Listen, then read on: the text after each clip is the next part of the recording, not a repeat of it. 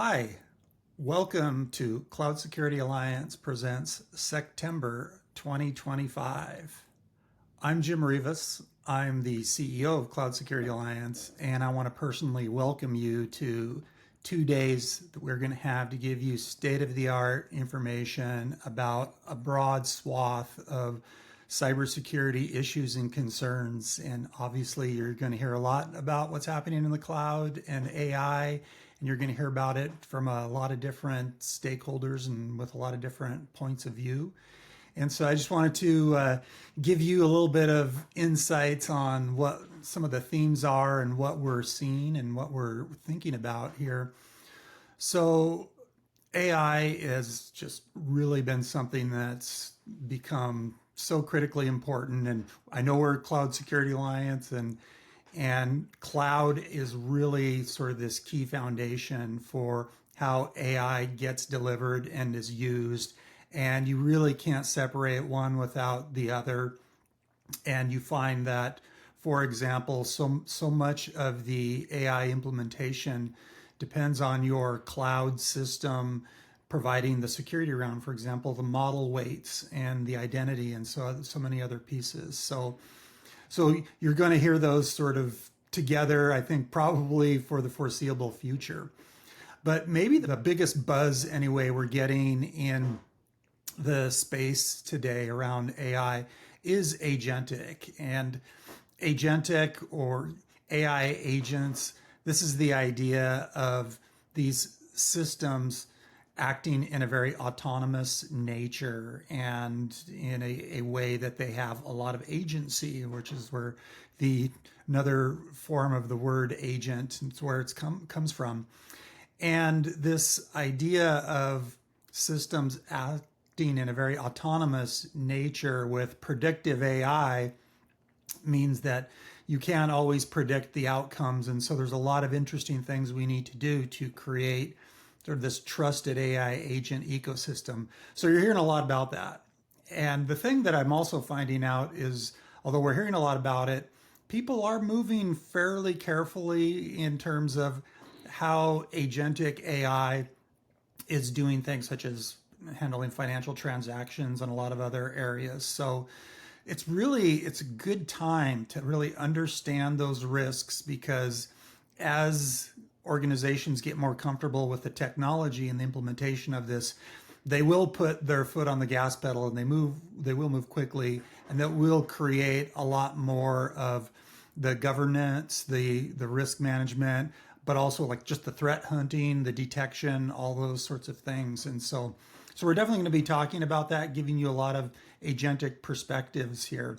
One of them that seems to be really important is identity. And you probably have seen, but we've released recently agentic identity white papers. And so it's good for you to sort of dig into that and understand what's happening. But that's ending up being, I think, one of the most important employment of tools that we need to do in order to understand what the agent is allowed to do, the persona that agent is needing to have. And so that ends up being very, very, very important. And so for that reason, we definitely going to be talking about this in these 2 days of sessions. Something that's really interesting that you'll want to not miss is Jim Alcove, who's sort of an iconic member of the industry and has got a great bio. He's been working on something in conjunction with a lot of other experts, something called the identity maturity model, which I think a maturity model approach to this makes a lot of sense. That ends up being one of the areas that there's a lot of opportunity to actually do a lot more when we think about some of the legacy identity implementations that are out there, that we can really make identity sort of move at that same speed that we're seeing AI and other things moving, if we really understand it from a maturity model perspective. So I think that's critically important. But again, you're going to see this confluence between AI and cloud. But also we have a couple of sessions to talk about zero trust. So zero trust is one of the key pillars at CSA, and we continue to explore how we can apply zero trust far beyond what some people have sort of a maybe an older viewpoint of it, that it's more of a network layer way of segmenting networks, but that actually it's the full stack, and we're talking about thinking about this from a human perspective, an application perspective. When you think about enterprises that are looking to gain a lot more business value out of their data by ingesting it into AI systems, zero trust to me is like a key strategy for how we think about data governance and having that full life cycle protection with our data in an AI environment. So it's great that we'll be getting some sessions on that. You're also going to hear about, just from a lot of different enterprises, financial services, and other business segments, on how they are thinking more about cybersecurity programs and how they align both on the technology and fundamentally on the business itself to make sure that they're really providing that value. So we're finding more and more that cybersecurity has it's evolved way beyond this department in the know to being these key risk advisors. But even more in organizations, they're looking for leadership out of the cybersecurity teams. And that's definitely things that we're encouraging you to be thinking about in your business and for your own career trajectory as well. So looking forward to those.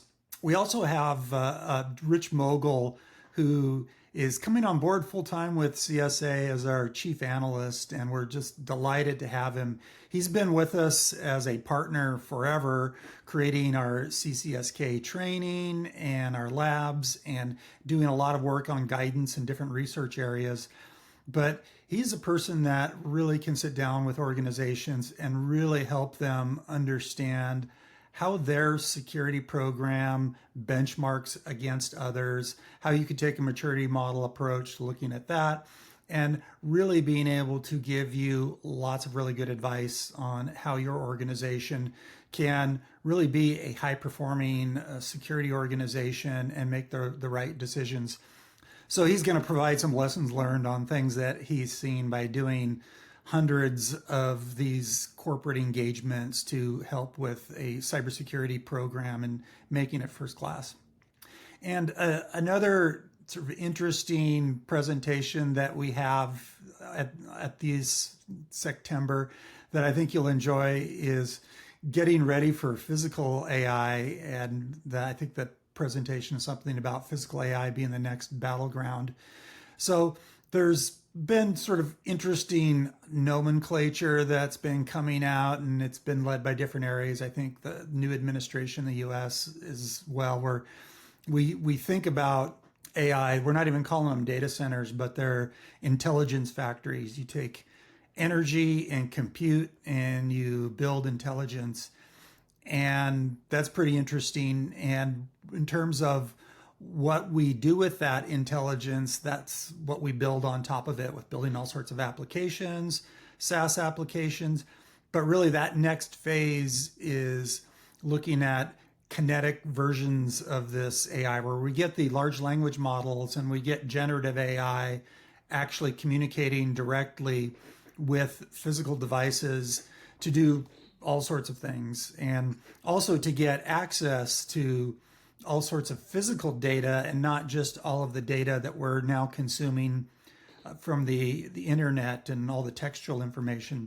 So as you might sort of guess, like that's something that I'm thinking about in terms of what CSA needs to do next in terms of our research roadmap and getting working groups ready for that. And certainly we're not going to discard all the work we're doing today with cloud and with AI that's functioning in more of an information context, but it's going to be important that we add those areas. And I also understand that there's been decades of physical devices that have been connected by computer systems, and that some of those have been using forms of AI for a long time.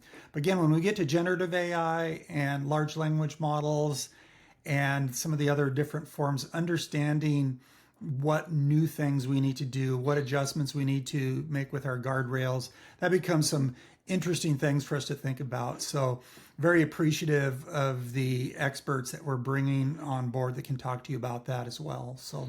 So there's a lot going to be going on for the next couple of days. I hope you can make as many of the sessions as possible. It certainly is going to be a valuable use of your time, because the things we're talking about today, if you're not seeing them today, you will certainly be seeing them tomorrow. So with that, I want to thank you for listening here. I hope you very much enjoy the next couple of days, and you see my email address there. As always, I love to get feedback from the community on what they like, what they'd like for us to do better. Are there topics we're not addressing? And I will hope to see you at the next session. Thank you.